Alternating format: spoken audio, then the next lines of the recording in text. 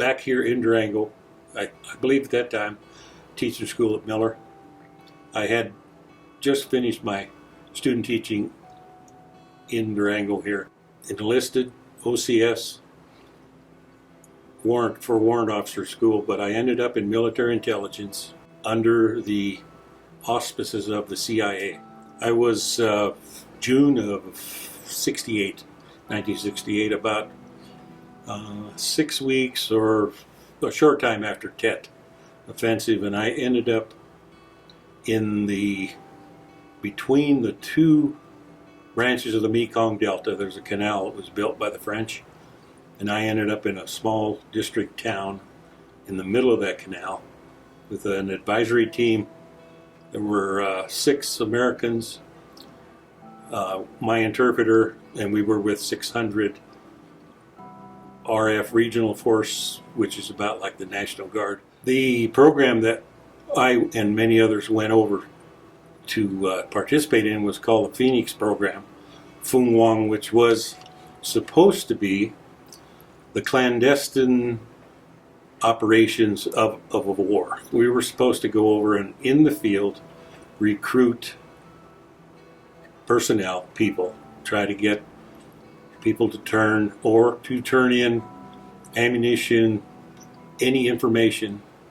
It was a great elaborate program that someone dreamed up.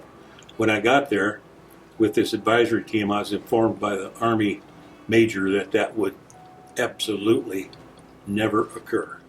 People that were supposed to be guarding things were sleeping, and they had their families, and so it was a real wreck. So he said, no, absolutely, you won't have that program. My most specific memory was being, or attempted to be, left in the field by the Vietnamese we were with. On one of our last operations, my radio man and I were the last 2 of the team that were there to look out and see about 100 or 200 people leaving you in the rice paddy. So, scary moment. Yeah, just very scary. The pictures and images that I remember were just thousands and thousands of Vietnamese people trying to climb the wall, trying to get on the aircraft, on the ships, on anything that was leaving. I just remember watching that and thinking mostly of I had 2 different interpreters, and we had quite a few people close to us in that little bitty village.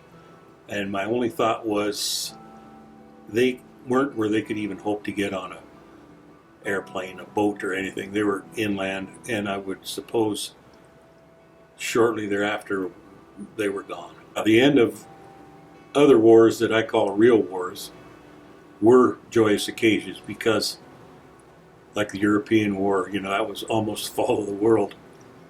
And Korea, a bit the same, but as everyone knows, the Vietnamese War was probably not even what people would like to call a war.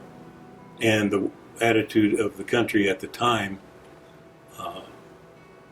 I don't think anyone was joyous about the actual result. Since I was mostly with Vietnamese and not really with American units, my thoughts a whole bunch were with the people, the few Vietnamese that I had known over the course of a year. 40 years later, what I do at this point, I catch myself finally watching the TV, a lot of the looking back at the Vietnam War.